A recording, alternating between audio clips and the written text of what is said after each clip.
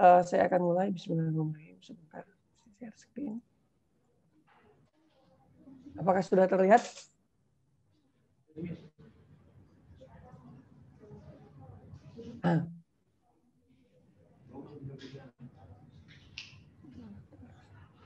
Terlihat jelas ya. Jadi hari ini kita akan mengadakan sharing session mengenai sukses PKL katanya ya. Jadi harus sukses PKL-nya. Kenapa? Karena turnover kita di setelah PKL itu pasti ada aja yang keluar gitu ya. Suara saya jelas? Jelas ya? Mudah-mudahan jelas. Nah, Pak Moderator boleh ini aja kali ya, dia apa? Di mahasiswa boleh unmute diri sendiri, karena biar saya nggak ngomong sendiri gitu loh. Nanti kalau misalkan saya nanya, nanti biar ada yang bisa jawab gitu. Karena kayaknya sekarang mereka nggak bisa unmute diri sendiri ya.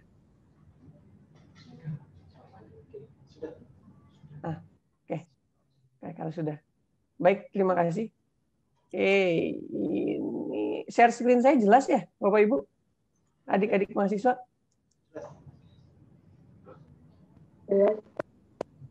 Oke, terima kasih. Oke, thank you.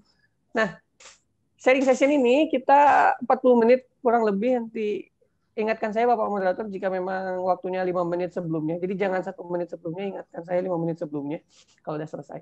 Nah,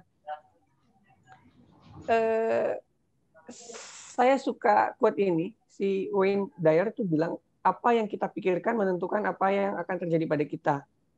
Jadi, jika kita ingin mengubah hidup kita, kita perlu sedikit mengubah pikiran kita.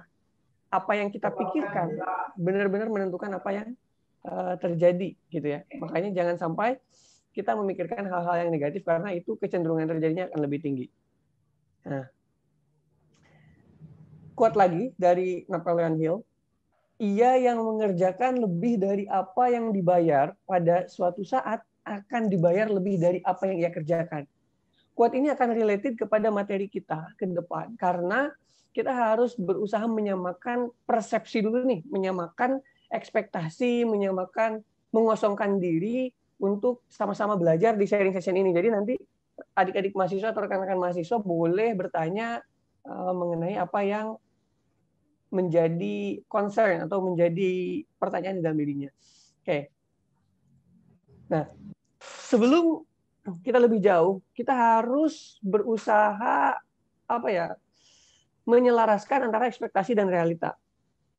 Nih, ekspektasi saya yakin ekspektasi bagi mahasiswa baru di AKTX Solo, terlebih dari mahasiswa yang udah pernah belajar di kampus AKTX Solo, yang sangat adem, wangi, enak, bersih, nyaman, toiletnya enak, seger gitu ya. Nah, pasti beranggapan bahwa wah di PKL di industri juga karena saya lulusan D2, lulusan universitas, bukan lulusan SMK, pasti di industri itu PKL-nya akan adem gitu, ruangannya ber-AC gitu. Oke, itu adalah ekspektasi dari teman-teman. Yang kedua adalah ekspektasinya, wah saya akan dihormati nih karena saya berasal dari perguruan tinggi, bukan berasal dari SMK, ya. Yang ketiga, kebiasaan di kampus nih. Oke, saya bisa melakukan apa aja di sini tuh kayak di mesin saya boleh melakukan karena saya udah bisa nih, boleh melakukan mencet mesin dengan enak gitu kan, tanpa ada batasan gitu. Kalau misalkan nggak ada dosennya, kalian bisa bereksperimen sesuai dengan apa yang kalian inginkan gitu. Itu pasti ekspektasinya gitu. Lalu tidak disiplin. Maksudnya tidak disiplin ini izin nih. Di kampus kan enak banget nih, Pak izin ke toilet gitu 1 jam baru balik. Gitu. Atau Pak izin matiin kamera karena sinyal lagi down padahal lagi bobo misalkan gitu ya. Misalkan ya, bukan berarti misalkan. Itu adalah ekspektasi teman-teman yang memang ekspektasi itu terbuild atau terbangun karena kebiasaan gitu. Yang terakhir adalah kehidupan akan berjalan wajar gitu. Normal gitu kayak di kampus tanpa ada rasa senioritas gitu. Kalau misalkan di kampus ada senioritas langsung kalian istilahnya gibahin bareng-bareng seangkatan gitu. Nah, itu pasti ekspektasinya gitu. Namun ada realita nih di industri. Karena kurang lebih saya udah, kalau sama PKL itu berarti saya 5 industri ya, udah pindah-pindah 5 industri. Jadi yang pertama adalah tidak selamanya kalian atau rekan-rekan mahasiswa atau adik-adik atau bapak ibu ini ditempatkan di ruangan yang ber-AC di industri. Ada banyak yang ditempatkan di lapangan. Nah, ditempatkan di lapangan di industri itu jangan dibayangin seperti workshop kampus kita. Kalau misalkan garment workshopnya mungkin enak ya, bersih, adem gitu. Mungkin ada beberapa workshop garment yang memang di industri itu panas gitu ya. Ada beberapa mungkin, tapi ada beberapa juga yang memang ada. Namun di workshopnya kain tenun dan benang atau spinning dan weaving, jangan harap bisa adem ya. Apalagi kalau di benang gitu. Beberapa spesifikasi benang itu akan tinggi suhunya, misalkan di atas 35 derajat Celcius bisa sampai 39 gitu. Nah, beda dengan workshop kita. Workshop kita itu terjaga di 35, 36 ya. Paling panas juga 35 gitu. Itu juga kalian udah kegerahan ya. Nah gitu. Itu adalah realita yang ada di industri. Jadi saya harus menanamkan bahwa di industri itu tidak semanis apa yang ada di kampus gitu. Walaupun kampus miniatur dari industri, tapi industri lebih dari apa yang kalian bayangkan. Jadi kita harus samakan ekspektasi atau persepsi dulu biar ketika kita datang ke industri, ekspektasi kita tidak terlalu tinggi dan itu gapnya tidak terlalu jauh dengan realita. Jika gapnya terlalu jauh maka akan bahaya bagi kita. Gitu. Nah, terus selanjutnya adalah di industri itu semuanya sama, gitu ya. Jangan berpikir mendapatkan hak istimewa. Karena kalian berasal dari perguruan tinggi, pengennya hak istimewa gitu, sebeda sama anak-anak PKL. No. Di industri cara mainnya nggak seperti itu. Jadi di industri itu walaupun kalian sama-sama dari perguruan tinggi, dari industri, ketika PKL kalian adalah mahasiswa ataupun calon karyawan yang dididik oleh industri. Jadi semua aturan, semua etika itu harus dipakai dan harus mengikuti aturan industri. Jadi tidak ada hak istimewa gitu. Jadi jangan berharap dulu, jangan berpikir ada hak istimewa. Kalau memang ada itu bonus, tapi jangan pernah berpikir kalian akan mendapatkan hak istimewa di masing-masing industri. Nah, selanjutnya ini nih yang izin-izin ataupun yang bebas melakukan apa aja. Di kampus bebas kan kita mencet-mencet mesin atau nyoba-nyoba apa. Di industri tidak bisa seperti itu. Pergerakan kita sangat terbatas. Harus sesuai dengan prosedurnya atau SOP-nya. SOP dari masing-masing industri, masing-masing departemen itu akan berbeda. Oke, selanjutnya adalah disiplin. Ini yang paling penting ya. Jadi kalau misalkan di industri itu kayak izin-izin yang tidak penting biasanya tidak akan diizinkan gitu karena kita dididik sebagai calon karyawan. Jadi disiplin itu harus penuh. Kalau misalkan nanti sudah bekerja, izin itu akan mengurangi penghasilan kita. Kita tidak masuk satu hari, kita akan dipotong gaji gitu. Jadi mulailah berusaha disiplin sejak dini gitu ya. Oke. Yang paling penting yang terakhir nih, di kampus memang tidak ada senioritas, ya. Tapi di industri itu ada etika yang harus kita jaga kepada orang-orang yang sudah lama di sana. Apakah bisa dikatakan senioritas? Maybe yes, maybe no. Tergantung kita menyikapinya. Tapi kalau misalkan kita sudah punya etika yang baik, etika yang bagus, sopan, mungkin tidak akan terasa ada efek ada senioritas di sana. Tapi kalau misalkan kitanya tidak etikanya kurang, sopan santunnya kurang, mungkin kita sometimes akan ditegur gitu oleh senior kita yang ada di industri tersebut. Itu yang harus teman-teman jaga. Jadi ekspektasi ini yang ada di sebelah kiri ini harus diturunkan gitu. Harus agak digeser ke ekspektasi ke realita yang ada di sebelah kanan. Jadi jangan sampai benar-benar berekspektasi seperti ada yang di sebelah kiri karena jatuhnya nanti akan tersiksa selama PKL. Kalau misalkan rekan-rekan ini sudah mulai menggeser ekspektasinya ke arah realita yang saya sampaikan sekarang, memang ini bukan jaminan atau bukan tolak ukur yang pas, tapi setidaknya ada gambaran gitu. Realita yang ada di industri itu seperti apa. Mungkin nanti dari industri yang akan menyampaikan seperti apa realitanya di sana. Oke. Nah, selanjutnya kita harus memanage konflik nih selama PKL, menghilangkan error, menghilangkan kekutu atau error atau kesalahan, gitu kan, dan buat target sedini mungkin. Ini akan much help gitu. Ini akan menolong banyak bagi kita untuk bertahan di industri.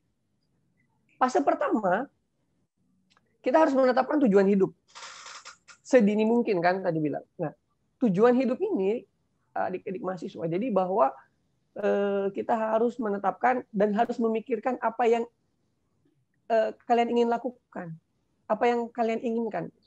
Setelah kita menentukan apa yang diinginkan, kita harus menulis tentang diri sendiri.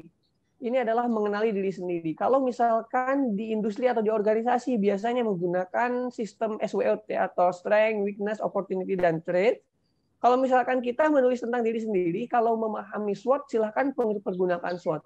Tapi kalau misalkan masih belum memahami, silahkan kalian tulis aja kelebihan saya apa, kekurangan saya apa, kesukaan saya apa, ketidaksukaan saya apa.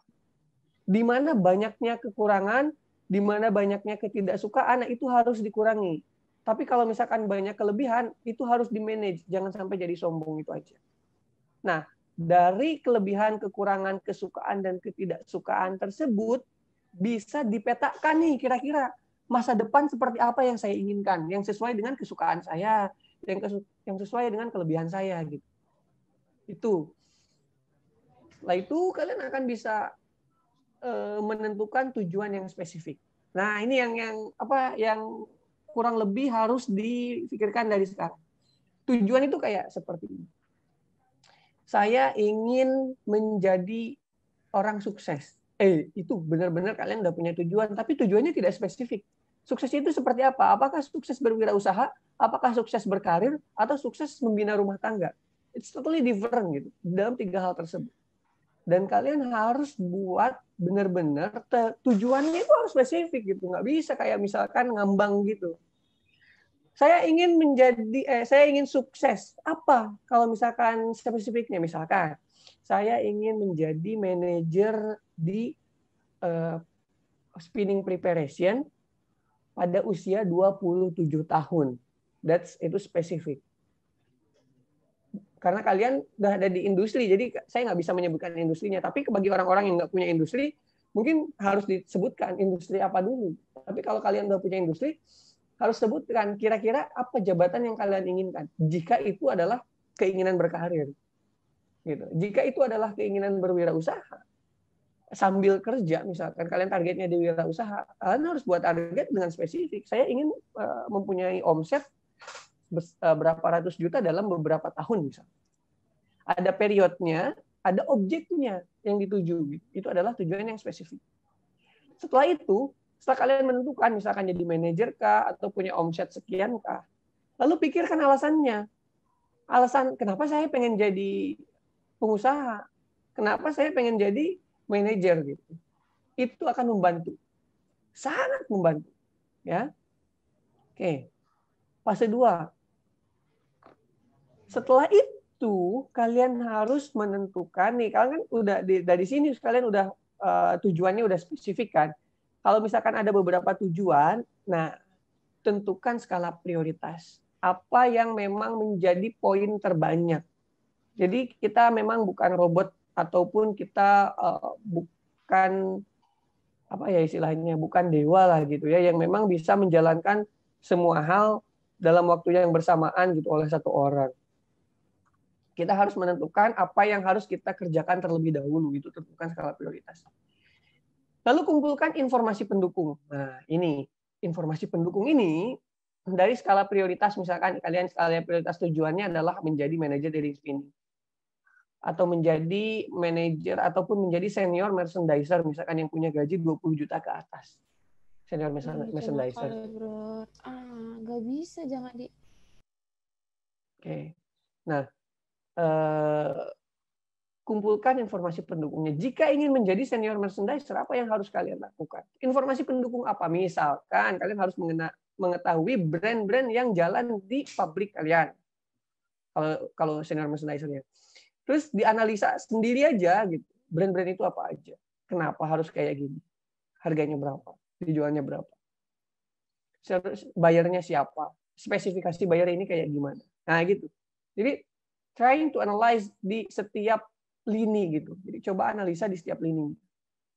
Nah, selanjutnya tentukan tujuan antara. Tujuan antara ini apa? Jadi jika kita ingin ke misalkan nih perjalanan kayak tadi, jika kita ingin ke managering screening ataupun ingin ke senior merchandiser dalam 3 tahun, kita harus tentukan tujuan antara. Dalam 2 tahun itu kita akan seperti apa? Misalkan sebelum jadi senior merchandiser, saya harus jadi junior merchandiser dulu. Itu harus ditentukan. Jadi biar kita ketika misalkan tidak bisa cannot reach the goal karena apa ya? Karena force major misalkan. Karena ada sesuatu hal yang memang di luar kendali kalian gitu. Kalian akan nyangkut di tujuan antara. Nggak akan langsung jatuh ke bawah. Gitu. Selanjutnya adalah set deadline. Kalian harus punya waktu di tujuan antara, kalian harus berapa lama, range-nya aja kalau misalkan memang tidak bisa waktu yang tepat. Range misalkan 2 atau 3 tahun saya di tujuan antara, lalu for until 5 years saya udah tujuan utama. Gitu. Selanjutnya kalau misalkan memang udah semuanya dilakukan, kalian harus set ataupun prepare di plan B. Oke. Nah, fase yang terakhir atau fase 3 adalah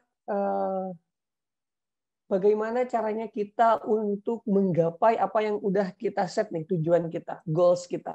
Oke. Yang paling utama memang kita harus menciptakan lingkungan yang mendukung. Bukan berarti kita masuk kalau misalkan tidak ada lingkungan yang bisa mendukung, kita harus ciptakan lingkungan mendukung. Lingkungan yang mendukung itu seperti apa? Kalian mempunyai teman yang memang bukan hanya sekedar teman, teman yang bisa diajak mengkritisi diri gitu kalian. Karena jangan terlalu teman yang memang hanya ada pada saat kalian senang itu biasanya akan berkurang seiring berjalannya waktu. Namun teman yang memang biasa mengkritik kalian ataupun membuat ini nggak boleh gitu, ini nggak boleh, ini nggak baik. Gitu. Nah itu tuh akan menjadi salah satu pertimbangan gitu bagi teman-teman mahasiswa. Jadi jangan sampai teman-teman yang memang suka mengkritik teman sendiri itu dihilangkan gitu dari circle pertemanan. Padahal itu yang akan menentukan, mungkin salah satu yang menentukan kesuksesan. Kalau misalkan temannya tidak ada kritisi, temannya oke-oke aja atas apa yang kita lakukan, baik dan buruk kita didukung semua, itu kita harus bertanya apakah dia teman yang baik atau tidak. Karena teman yang baik ketika kita melakukan hal yang buruk itu pasti akan diingatkan, gitu ya. Nah, kalau misalkan semua perencanaan yang udah kita lakukan itu sudah bagus, kita tidak akan bisa sukses kalau tidak dimulai. Mulailah bekerja atau mulailah melakukan sesuatu. Okay. Lalu, walaupun nggak bisa, trying atau berusaha mencapai tujuannya itu secara konsisten. Gitu. Jadi jangan terlalu banyak belok kalau misalkan memang tidak dibelokkan. Kecuali belok karena memang seharusnya belok. Kalau misalkan tidak ya jangan sampai lah ya. Selanjutnya jaga motivasi. Nah, ini jaga motivasi nih yang susah nih di PKL ini biasanya nih. Jaga motivasi itu everyone itu punya masing-masing jalan untuk menjaga motivasi. Jadi tidak semuanya jalannya itu sama, harus dimotivasi dari luar, tidak semuanya. Ada yang memang sudah dimotivasi di dirinya sendiri bahwa saya harus PKL-nya harus bagus, harus sukses karena saya punya orang tua yang memang harus saya banggakan, saya punya adik yang harus saya biayai. Itu udah self motivated dari keluarganya. Tapi ada juga yang memang keluarganya atau misalkan dia tidak termotivasi dari keluarganya karena mungkin keluarganya udah pada sukses gitu. Jadi dia harus mencari motivasi yang lain. Misalkan di industri ada makanan enak atau di industri dia suka maintenance, misalkan dia suka ikut maintenance. That's it gitu. Cari motivasinya apa. Jadi di industri itu jangan selalu mencari kelemahannya gitu. Karena kelemahannya itu biasanya hal-hal negatif itu akan muncul dengan sendirinya. Kita harus reduce itu atau harus kurangi itu. Yang paling penting adalah ketika kalian pertama kali masuk di industri, bagaimana caranya kalian harus nyari apa yang membuat saya nyaman di sini. Cari aja, kalau nggak ketemu terus cari gitu. Cari. Kira-kira apa yang bisa bikin saya nyaman di sini. Baik itu bisa di lingkungannya, baik itu bisa misalkan prosesnya, kalian harus cari. Jadi nanti lelahnya kalian itu tidak akan terasa. Kira-kira, oh udah sampai 4 bulan lagi nih, gitu. Udah saya harus balik lagi ke kampus. Kalau misalkan udah di tahap itu, ya kalian berarti udah bisa menikmati di PKL. Yang paling kecil adalah ketika kalian tidak menunggu jam pulang, berarti kalian udah nyaman di pekerjaan kalian. Gitu ya. Nah, yang terakhir adalah catatlah progres yang sudah tercapai. Jadi progres-progres nih dari teman-teman mahasiswa nih, dari Bapak Ibu yang udah dicapai hari demi hari itu dicatat. Misalkan hari ini saya sudah bisa melakukan apa. Dicatat selama PKL itu. Selain untuk laporan, itu juga untuk self-appreciate gitu. Jadi kita harus mengapresiasi diri sendiri gitu. Nanti ketika pulang itu, ketika baca catatan yang ada di pabrik setelah PKL itu kalian bilang, wah hebat ya kamu, Jar gitu. Kamu udah bisa melakukan ini gitu. Kalian harus sambil ngaca dan bilang sama diri sendiri. Oh kamu hebat sekarang udah bisa ini. Oh kamu hebat sekarang udah nggak nungguin jam kerja. Oh kamu hebat sekarang udah nggak terlambat. Oh kamu hebat sekarang udah masuk setengah jam sebelum waktunya. Atau pulang 1 jam setelah waktunya. Mungkin ya bisa terjadi. Itu adalah sebuah pencapaian yang harus diapresiasi. Orang lain nggak tahu pencapaian kita. Kita yang tahu pencapaian kita dan kita harus mengapresiasi diri biar badannya atau dirinya itu enak diajak bekerja gitu, nggak mudah lelah, nggak mudah capek, gitu ya. Nah, selanjutnya nih, apa yang harus saya lakukan? Apa sih yang harus saya lakukan? Sebelum PKL benar-benar harus persiapkan niat, karena dengan niat yang kuat kita akan bisa menjalaninya dengan baik seperti tadi saya bilang, gitu ya. Nah, selanjutnya, kalau misalkan kita udah punya niat, jika di jalan ada kendala, ada rintangan, itu pasti kita bisa melewatinya dengan baik.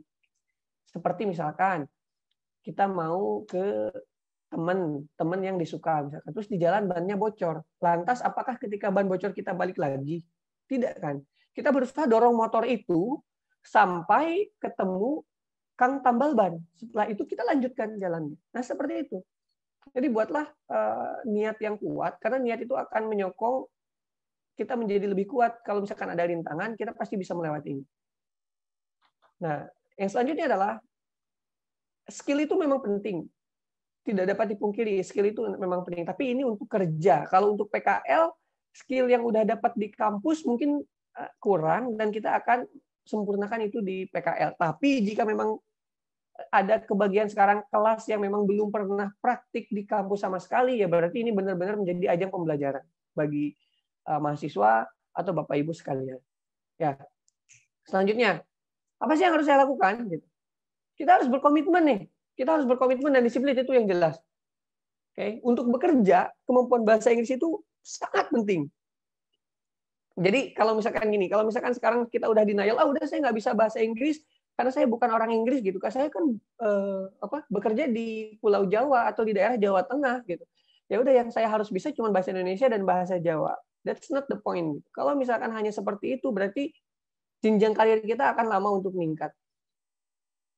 Hal yang pertama yang harus dilakukan oleh adik-adik atau teman-teman atau Bapak Ibu sekalian adalah jangan jijik atau jangan jangan geli apa yang namanya bahasa Inggris gitu. Coba aja gitu. Nggak ada yang salah kok dengan belajar bahasa. Bahasa itu yang penting kita sering memakai, itu dia pasti akan bisa dengan sendirinya. Gitu.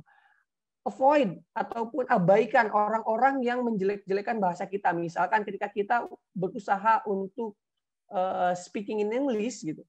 Wah, ini kamu ajaannya salah. Harusnya D ketemu huruf vokal harusnya dibaca D gitu, atau ketemu huruf E dibaca D. Oh, udah, avoid dengan itu. Yang penting be brave aja, kalian udah berani gitu. Yang pertama kali yang harus lakukan adalah berani. Coba. Caranya gimana, Pak? Saya malu untuk memulai. Cari teman yang memang mau diajak malu bersama. Gitu ya. Kalau misalkan, Pak, saya nggak punya teman, ya cari temannya. Kalau misalkan memang, Pak, saya nggak bisa ngomong, oke. Kalau misalkan memang kalian tidak bisa bersosialisasi sama sekali, ya minimal baca buku bahasa Inggris ataupun nonton film bahasa Inggris gitu. Subtitlenya pakai bahasa Inggris ataupun dengar lagu bahasa Inggris. Itu untuk membiasakan diri dulu dengan bahasa Inggris.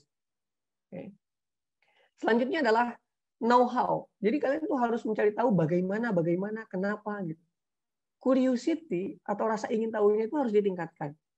Karena curiosity itu akan membawa kita kepada pencarian referensi. Ketika kita udah banyak referensi, kita akan kaya akan ilmu. Kalau udah kaya akan ilmu itu nggak berat. Everything's gonna be okay and easy gitu. Semuanya akan mudah. Ya. Selanjutnya adalah memaksimalkan kesempatan yang ada. Nah, kalian di PKL nih, teman-teman, Bapak Ibu kan yang sekarang ini tahap pertama ini memang belum pernah praktik nih untuk kain tenun dan benang. Kalau garment mungkin udah ada yang praktik atau belum, saya kurang paham. Nah, untuk misalkan kain tenun dan benang ini belum praktik sama sekali nih di kampus dan sekarang udah harus praktik di industri. Gak ada salahnya, kalian harus memaksimalkan kesempatan. Ini harus jadiin kesempatan gitu. Ini kesempatan saya nggak tahu nih. Saya harus cari tahu. Sebelum kita menggunakan, kita kayak tanya-tanya ke operator gitu. Why not gitu kita tanya ke operator? Karena memang mereka memegang mesin itu dan mereka pasti akan bisa untuk mengoperasikan itu. Kita tanya gitu. Jangan pernah kita kayak gengsi nanya ke operator kan mereka lulusan SMP, lulusan SMA. Jangan punya pikiran seperti itu karena kita di industri itu seperti yang saya bilang tadi, kita sama semuanya. Ya. Nah, itu apa yang harus kita lakukan. Sampai sini ada yang ditanyakan nggak? Ayo, nggak ada ya? Ada yang ditanyakan nggak? Oke, silakan Pak Ekmal. Dari UT nih. Pak Ekmal mau nanya dari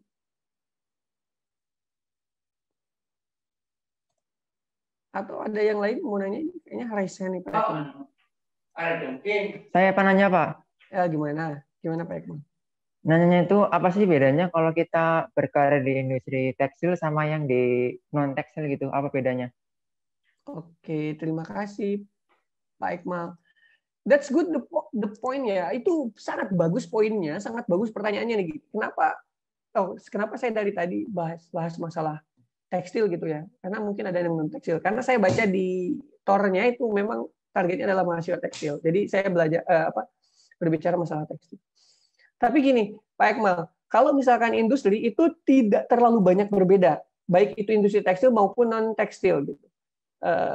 Situasi kondisinya itu akan relatif sama. Yang berbeda itu mungkin jenjang karir, penggajian, empowerment employee atau apa yang namanya, pengembangan karyawan gitu ya. Itu mungkin akan berbeda. Tapi secara habit gitu, itu akan tetap sama. Seperti apa yang dijelaskan. Berkarirnya berbeda tergantung dari sisi teknis yang akan kita ikuti. Misalkan Pak Ekmal adalah jurusan psikologi ataupun jurusan matematika gitu. Jurusan matematika apakah bisa berkarir di industri? Yes, kenapa tidak? Dia bisa di bagian PPIC misalnya. Tapi kalau misalkan industri itu apakah semua industri punya PPIC? Ada ya namanya mungkin akan berbeda, tapi semua industri kayaknya punya divisi di mana dia harus merencanakan produk gitu. Ya. Nah, jadi semuanya bisa sebenarnya.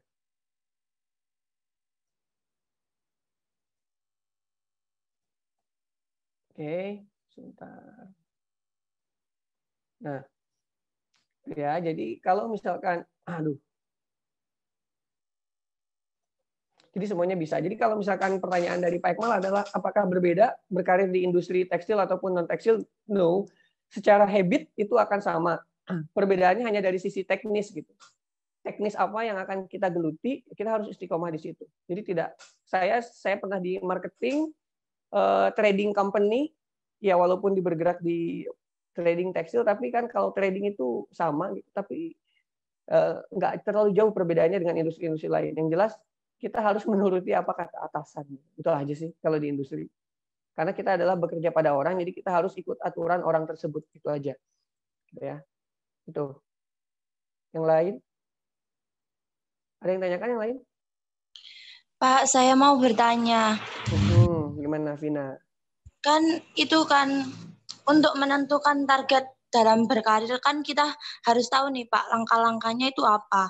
Nah, sedangkan saya ini kan masih awam banget gitu Pak. Nah, selama nanti PKL 4 bulan kan, itu apa sih Pak yang harus saya lakukan gitu, biar saya tuh dapat bekal, dapat gambaran nanti saya ini mau jadi apa, saya harus apa gitu. Gitu, Pak. Terima kasih. Ya, Vina, terima kasih banyak, pertanyaan yang sangat bagus dan saya susah menjawabnya karena itu adalah pertanyaan yang back to yourself ya, Vina. Bagus banget pertanyaannya. Cuman saya takutnya saya cuma ngomong doang gitu ya. Karena pertanyaan itu sebenarnya udah bisa Vina jawab sendiri. Vina nanya tadi bahwa saya kan baru, bagaimana caranya kita harus mempersiapkan diri gitu. Apa yang harus saya lakukan biar saya punya bekal? Loh, itu Vina udah punya bekal gitu. Rasa ingin tahu Vina itu udah tinggi. Ya. Yang harus dilakukan untuk mendapatkan bekal itu akan ada ketika Vina udah masuk ke industrinya, misalkan. Saya adalah apa yang harus saya lakukan pertama kali? Pertama kali benar-benar tadi luruskan niat, benar-benar niat bahwa saya ingin PKL. Balikin lagi PKL saya untuk apa? Untuk kuliah. Kuliah saya untuk apa? Untuk orang tua. That's it gitu. Ketika kalian punya tujuan itu harus dijaga sampai akhir, gitu ya. Nah, selanjutnya adalah apa aja sih Pak yang harus saya lakukan untuk punya bekal gitu? Bekal yang harus Vina lakukan itu apapun yang diberitahu di industri, apapun yang Vina dapatkan di industri, dicatat Vina. Gitu. Kenapa harus dicatat? Karena memori manusia itu punya 3 nih. Ada mungkin secara garis besar tuh ada 2, ada short term memory sama long term memory. Ada memori antara di situ. Tapi yang paling penting adalah short term memory sama long term memory. Apa yang kita lakukan hari itu akan masuk ke short term memory. Tapi ketika kita menulis itu dan membaca lagi dan di-review, itu akan masuk ke long term memory. Ketika kita udah masuk ke long term memory, jika suatu saat kita butuhkan, kita bisa panggil memori itu. Tapi untuk short term memory, dia adanya di bawah long term memory. Jadi untuk ada beberapa orang yang memang bisa memanggil itu dengan cepat yang short term memory, tapi ada beberapa orang yang hilang begitu aja short term memory. Jadi saran saya, Vina, apa yang bisa menjadi bekal buat Vina? Setiap pembelajaran yang ada di industri itu semuanya bisa jadi bekal. Yang negatifnya pun bisa menjadi bekal. Kenapa? Misalkan ada hal-hal negatif, bekal buat Vina apa? Jangan pernah melakukan hal itu karena itu akan terpandang negatif. Itu juga bekal. Yang positifnya adalah itu akan bisa digunakan Vina untuk meningkatkan kapasitas diri. Gitu. Tidak ada hal lain sebenarnya dari jawaban itu adalah ketika kita udah mempunyai rasa ingin tahu yang tinggi, ketika kita tahu tujuan kita harus kita punya bekal, kita harus melaksanakan itu. Laksanakan dengan cara mencatat ataupun mengingat semua yang terjadi di industri. Itu yang paling penting. Agar kita bisa memanggil memori itu kelak. Catat aja, nggak ada salahnya kan nyatet gitu. Waktunya nggak lama untuk nyatet. Tapi kalau nggak dicatat, kita akan lupa. Nyeselnya akan lama. Gitu. Itu aja, Vina. Makasih, pertanyaan yang sangat bagus. Oke. Dua dulu ya, saya lanjutkan dulu materinya. Nih. Related ke pertanyaan yang sebelumnya, jadi kita harus mengingat nih. Ingatlah kuliah kalian di sini itu atau kuliah teman-teman Bapak Ibu untuk apa kuliahnya? Apakah hanya sekedar perintah dari atasan? Kalau misalkan yang beasiswa dari industri atau memang seperti apa? Yang pertama self talks gitu. Kalian harus berbicara pada diri sendiri gitu. Kalau nggak bisa ya ngaca gitu. Sambil ngaca bilang, saya kuliah untuk apa ya? Gitu. Gengsi atau orang tua, atau hanya mengisi waktu luang karena saya nggak diterima di SNMPTN, misalkan. Bisa jadi seperti itu. Tolong tanya dulu ke diri sendiri, karena masing-masing jawaban itu akan punya jalan yang berbeda nanti. Gitu ya. Yang kedua adalah, semua pekerjaan itu susah dan sangat melelahkan. Jadi jangan sampai bilang bahwa, saya mau jadi pengusaha, biar gampang di rumah segala. No, nggak seperti itu. Tekanannya lebih besar gitu. Kita harus punya modal. Kalau misalkan yang udah punya modal, kita harus bisa mempertahankan itu. Kita juga harus cari customer gitu. Kalau misalkan pengusaha. Kalau misalkan kerja di industri, wah kok di bagian di lapangan, misalkan di bagian produksi kok susah, kok enak banget ya yang di bagian QC adem. No, tidak seperti itu. Setiap lini pekerjaan mempunyai kesulitannya masing-masing. Mempunyai tekanannya masing-masing dan sangat berbeda. Kita tidak bisa bandingin kerjaan kita di QC dengan kerjaan kita di produksi, ataupun kerjaan kita di marker dengan kerjaan kita di merchandiser. Itu tidak apple to apple. Kalau misalkan kalian mau bandingin kapasitas diri kalian sampai mana, atau kapasitas ibu-ibu sampai mana, bandinginlah dengan pekerjaan yang sama. Misalkan sama-sama di marker, lihat dia. Gitu. Oke, itu misalkan si A sama si B sama-sama di marker. B-nya adalah Bapak Ibu. Silakan, itu baru bisa dibandingin. Apakah saya lebih baik dari dia atau tidak? Kalau misalkan bandingin dengan departemen lain, itu tidak akan ada habisnya. Tidak selesai, karena tidak dalam ruang yang sama untuk dibandingkan. Yang selanjutnya, sukses itu tidak mudah. Udah mah capek, ya, susah, melelahkan, dan sukses itu tidak mudah. Need an effort. Jadi sangat butuh effort. Gitu. Effortnya itu harus banyak. Kalau kita mau sukses, kita harus mencoba banyak hal. Dan ya kita harus tersandung sedikit-sedikit gitu. Biar kita tahu, oh di depan ada batu, kita lewat kiri gitu. Oh di depan ada polisi tidur, kita lambatin.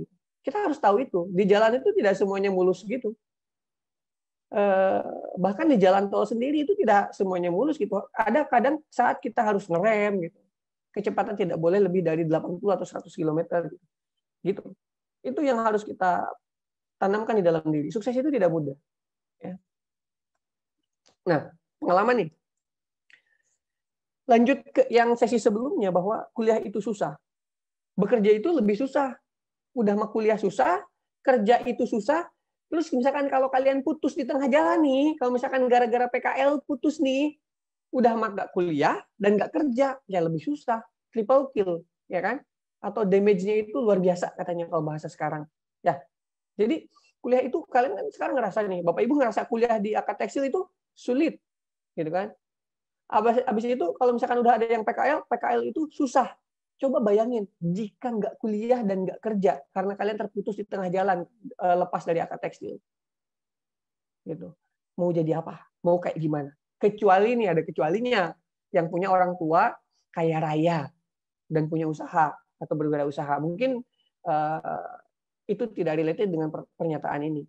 Tapi kalau misalkan kita menganggap diri kita tidak punya apa-apa, kalau kita tuh kuliah udah susah, beasiswa, susah dapetin beasiswa kan, sekarang apalagi. Terus bekerja aja susah. Kalau misalkan putus di tengah jalan, apa nggak sayang kesempatannya? Atau apakah nggak ngerasa berdosa sama orang-orang yang udah kita singkirkan di masa Jarvis dulu, di masa tes tertulis atau tes wawancara dulu gitu kan? Harusnya seperti itu. Jadi biar kita punya motivasi yang tinggi. Ya. Lingkungan. Kuliah dan PKL itu sangat capek, teman-teman, Bapak Ibu. Sangat capek, lelah, panas gitu kan dan sebagainya. Panas, tekanan, dimarahin, dianggap sepele, remeh-temeh, itu pasti ada. Lingkungan yang nggak sesuai itu adalah hal yang biasa. Tapi yang nggak biasa adalah jangan sampai lingkungan itu atau hal-hal kecil itu dengan mudahnya mencabut atau menghambat atau menghancurkan Bapak Ibu untuk sukses. Bisa jadi lingkungan yang nggak sesuai itu, kuliah capek itu, PKL capek itu akan membuat adik-adik Bapak Ibu itu sukses. Kita nggak pernah tahu kalau kita belum mencoba, ya kan? Cobalah. Gitu. Karena tidak ada salahnya dengan mencoba. Selesaikan apa yang kita mulai. Kita mulai dengan Jarvis, kita menyingkirkan orang-orang, dan kita berada di akad tekstil Solo, itu berdasarkan pilihan-pilihan yang sangat bagus, orang-orang yang mau masuk juga udah bagus, terus kita menyingkirkan mereka, trying to be istiqomah lah di situ. Cobalah untuk istiqomah. Gitu. Bertahan. Selesaikan apa yang udah dimulai. Gitu ya. Pesannya. Oke. Nih, saya ngutip quote lagi nih. Si Vince Lombardi bilang bahwa harga dari sebuah kesuksesan itu adalah kerja keras, dedikasi terhadap pekerjaan. Dedikasi terhadap pekerjaan itu banyak. Ya, kita harus mencintai apa yang kita kerjakan. Dan penentuan apakah kita menang atau kalah. Kita telah mengerahkan, kalau misalkan kita udah bertahan, kita telah mengerahkan semua kemampuan diri kita yang terbaik untuk pekerjaan tersebut. Itu harga yang harus dibayar untuk sukses. Gitu. Kalau misalkan kita mau sukses, kita harus punya dedikasi yang tinggi kepada pekerjaan tersebut, kepada industri tersebut. kita harus berusaha berpikir bahwa tempat ini adalah tempat saya cari makan. Jangan sampai tempat saya cari makan diganggu orang lain. Jangan sampai tempat saya cari makan itu bangkrut. Jadi saya harus berusaha berpikiran sebagai kalau misalkan saya tidak bisa cari makan di sini, saya mau cari makan di mana? Biar semua badan kita itu berpikir bahwa enak itu di bawahnya. Oke, saya harus bagus di sini, saya harus optimal, kerja saya harus bagus, harus kerja cerdas gitu. Selain kerja keras harus kerja cerdas gitu. Bagaimana caranya bisa membuat hal positif bagi perusahaan gitu, making a benefit buat perusahaan gitu. Ya seperti itu ya. Oke. Nah, mungkin itu aja yang dapat saya sampaikan. Terima kasih. Mohon maaf sekali lagi apabila ada kesalahan kata yang memang saya perbuat, baik itu yang terasa atau tidak terasa. Mohon maaf apabila ada yang tersinggung. Kesempurnaan hanya milik Allah, kekurangan hanya milik saya pribadi. Terima kasih. Billahi taufiq wal hidayah. Assalamualaikum warahmatullahi wabarakatuh. Saya kembalikan kepada moderator. Silakan. Tepat waktu sekali Pak. Saya baru saja mau mengingatkan bahwa sudah 1 menit. Ternyata pas. Terima kasih. Terima kasih atas materi yang disampaikan oleh Pak Fajar. Selanjutnya akan dibuka sesi tanya jawab selama 15 menit. Untuk format bertanya, silakan teman-teman bertanya pada kolom komentar platform Zoom. Nanti pertanyaan akan pilih 3 pertanyaan terbaik yang akan kami tanyakan kepada materi. Jadi bisa bagi peserta yang ingin bertanya, saya persilakan.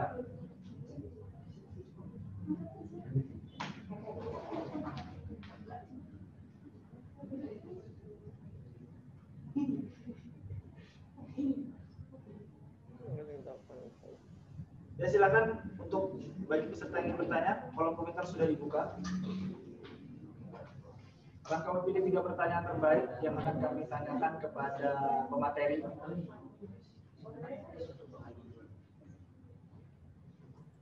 Oke, sambil nunggu pertanyaan, silakan kalian mengetik aja kalau ada pertanyaan, kalau enggak juga nggak apa-apa. Jadi saya itu sudah bekerja di 5 perusahaan sama PKL gitu ya. Pertama perusahaan pemintalan, kedua perusahaan perajutan, terus pertenunan, terus saya juga pernah bekerja di trading company, lalu di garment factory, Metal Indonesia. Terakhir saya menjadi seorang instruktur ya di dunia pendidikan.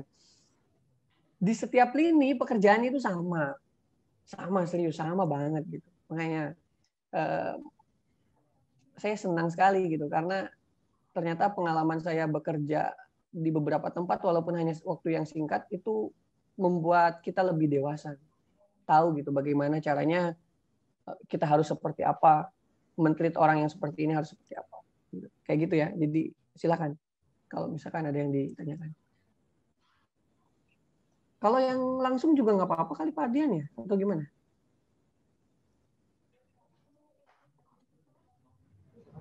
Mungkin untuk bertanya langsung, diperbolehkan dulu, silakan.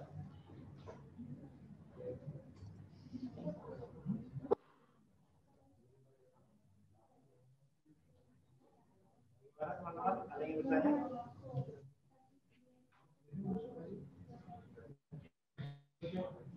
Oh iya Pak, sebentar.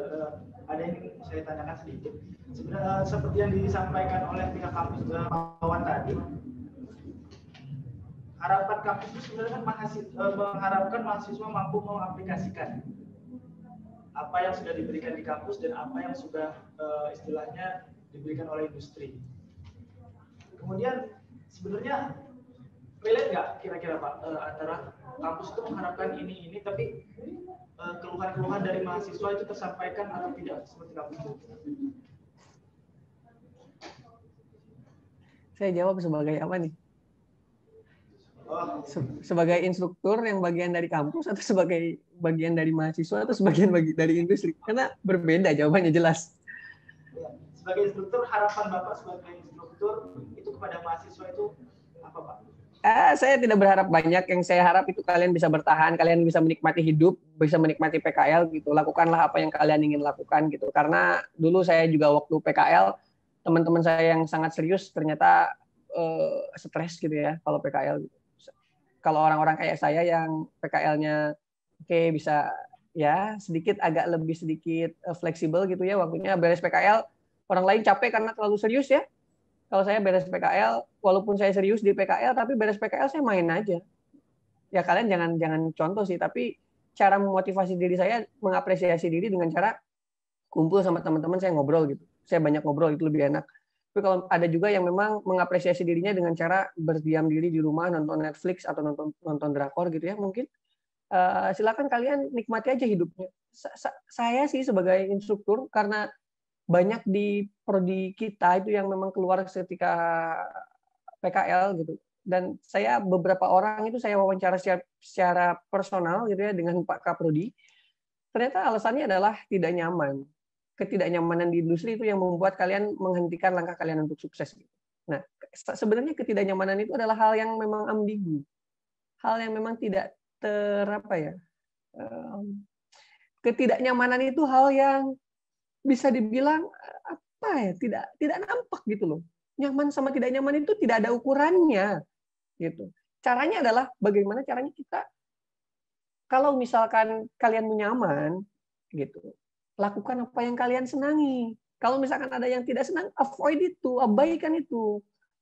Pikirkan yang senang-senang aja. Itu aja. Jadi kalau misalkan nanti kalian wah di industri sekarang berat bebannya kayak gini dimarah-marahin, take it easy guys gitu. Itu tuh adalah proses gitu. Jangan sampai itu menjadikan kalian malas sama industri itu, sama HRD-nya suka dimarahin atau sama trainernya dimarahin, saya malas PKL. Jangan pernah punya pikiran kayak gitu. Jadi setiap orang itu walaupun dengan cara yang berbeda di industri itu ingin membuat kita lebih baik tentunya. Ingin membuat kita lebih baik agar kita bisa berguna bagi perusahaan. Jadi kalau misalkan kalian nanti berpikir bahwa ini marah-marah ke saya karena tendensi, jangan pernah berpikir ke situ. Pikirlah bahwa ini mungkin karena memang saya salah, habis itu karena memang mereka ingin saya berbuat baik berbuat banyak buat perusahaan. Itu Pak Ardian. Bapak, ini ada pertanyaan dari Aulia Putri. Akan saya bacakan, Pak. Sebelumnya perkenalkan saya Aulia dari TPK 4B, izin bertanya kepada Pak Fajar, bagaimana cara kami sebagai mahasiswa terakhir dalam menghadapi rentetan jadwal padat mulai PKL, TA, sidang merasa tertekan. Apalagi pembelajaran secara daring dengan segala problemnya, membuat kami khususnya saya agak kesulitan dalam menghadapi perkuliahan. Pertanyaan sangat bagus, tapi tertekan ya. Kalau bagaimana cara kami untuk menghadapi hal-hal tersebut? Ini keluhan dari salah satu mahasiswa, Pak.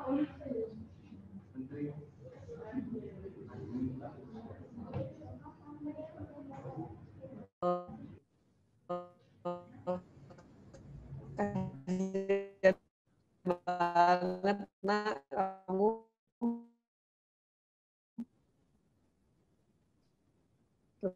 Maaf Pak, sepertinya tekan. Tapi gini,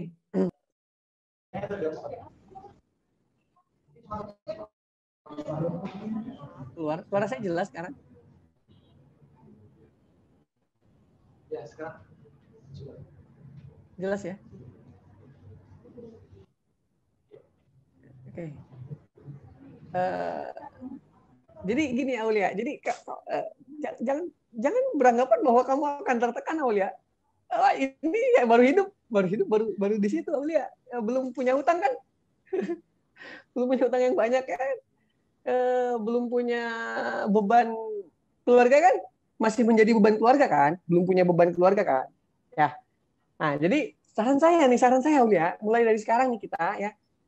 Hilangkan kata-kata negatif di dalam diri kita karena kita mau PKL nih. Nah, oke. Nah, saya sekarang kalau misalkan saya udah menyamakan persepsi dengan Aulia ini agar tidak menggunakan kata-kata tertekan gitu ya. Saya akan menjawab pertanyaannya Aulia. Pertama adalah bagaimana caranya kami menghadapi rentetan PKL, TA dalam kondisi pandemi gitu kan. Wah, nanti kami Pak terus pembelajarannya juga daring, kondisi kami tertekan. Gini, Aulia. kita harus, karena gini, mungkin Aulia punya cita-cita, mungkin Aulia punya harapan dan ekspektasi ketika belajar di sini. Aulia akan membuat sesuatu hal yang besar gitu, perubahan besar bagi keluarga.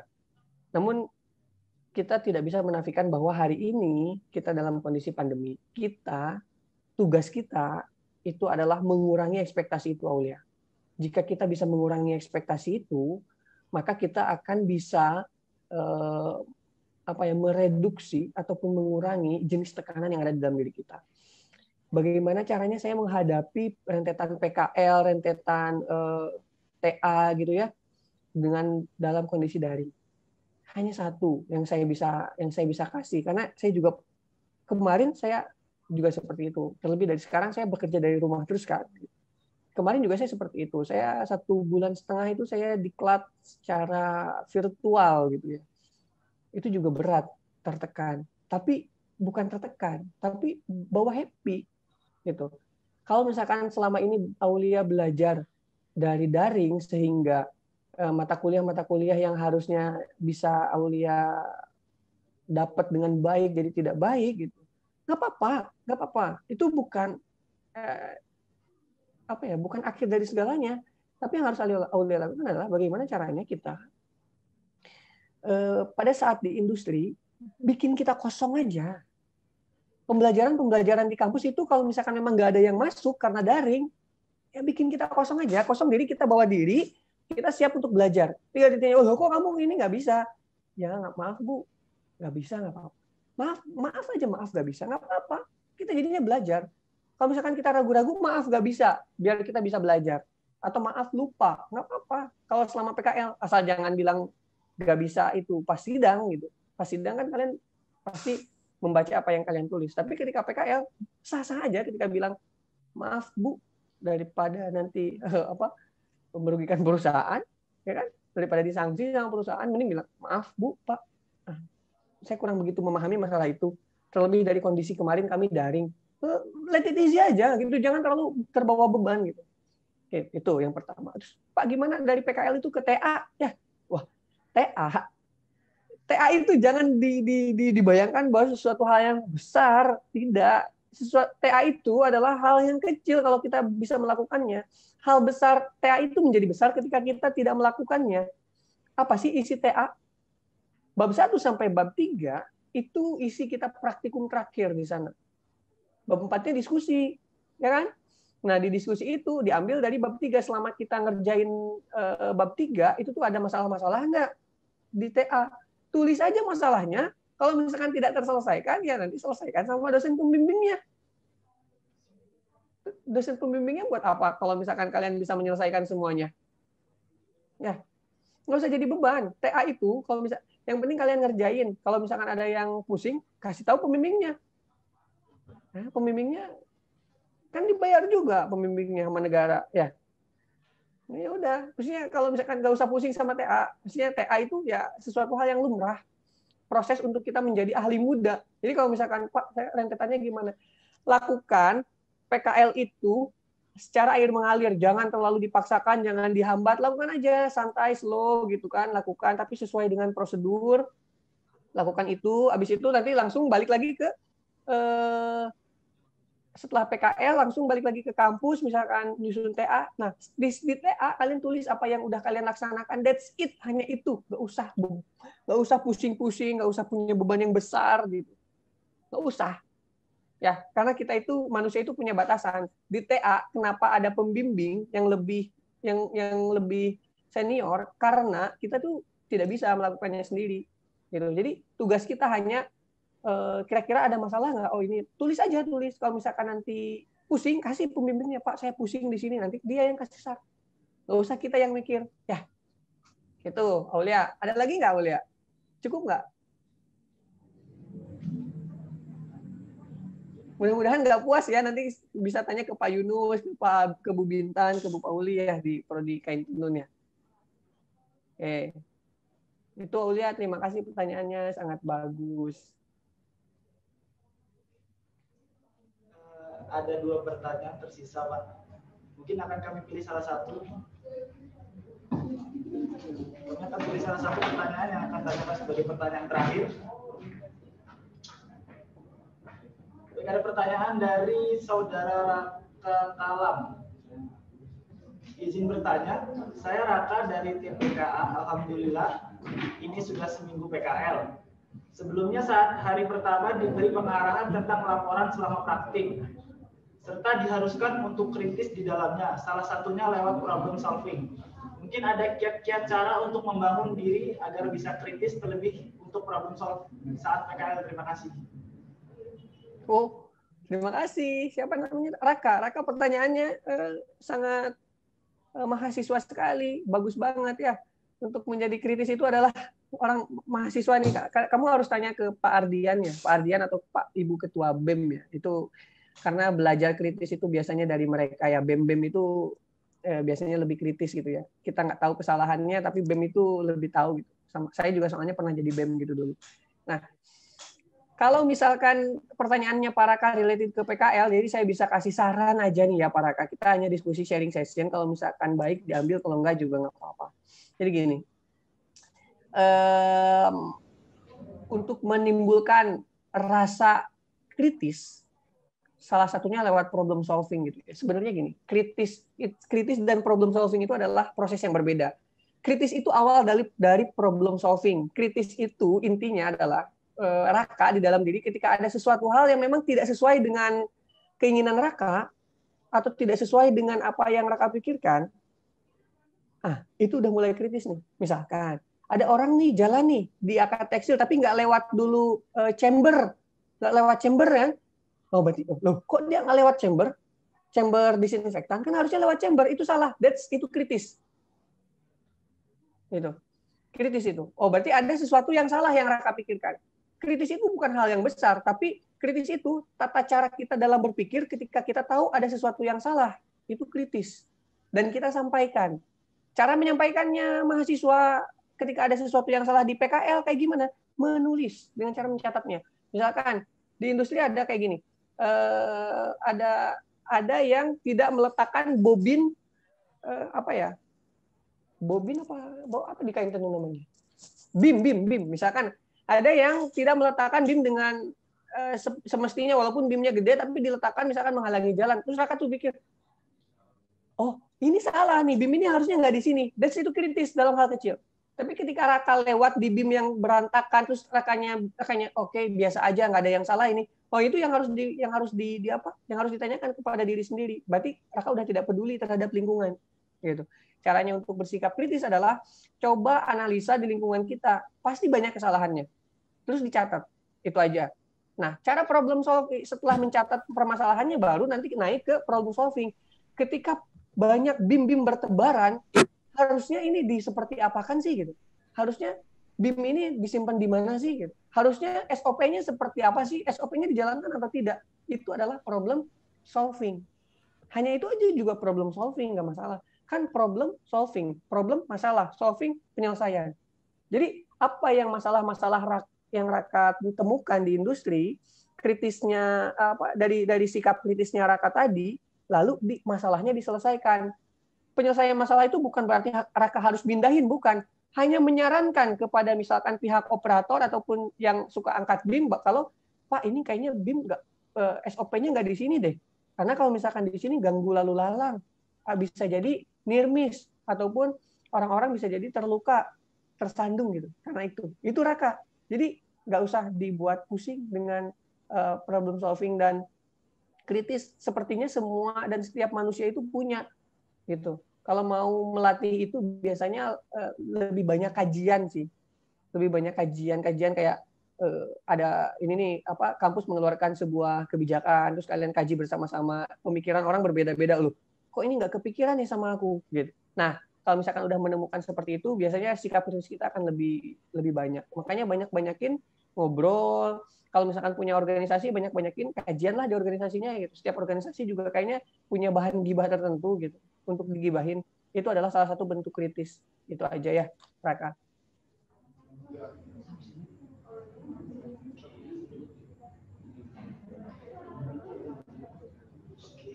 Terima kasih Pak. Berhubung waktu sesi pertanyaan sudah berakhir, kepada teman-teman, mohon maaf sebelumnya pertanyaan-pertanyaan yang belum bisa kami sebutkan. Mungkin bisa kalian tanyakan lain waktu kepada Pak Fajar, atau mungkin nanti ketika bertemu di kelas ataupun ketika bertemu saat sedang berjalan di lift bisa ditanyakan langsung. Boleh kan Pak? Boleh, boleh. Nanti coba saya sambil chat aja. Nanti saya chat, nanti saya balas di chatnya. Terima kasih pertanyaannya. Oh, iya. Oke, terima kasih kepada Pak Fajar atas materi dan jawaban yang diberikan dan juga ilmu-ilmu yang sudah diberikan kepada kami. Semoga ilmu-ilmu yang telah diberikan dapat kami serap, dapat kami terapkan, dan dapat kami aplikasikan baik nanti ketika sedang di kampus ataupun sudah terjun langsung ke dalam dunia industri. Terima kasih kepada Pak Fajar kami ucapkan.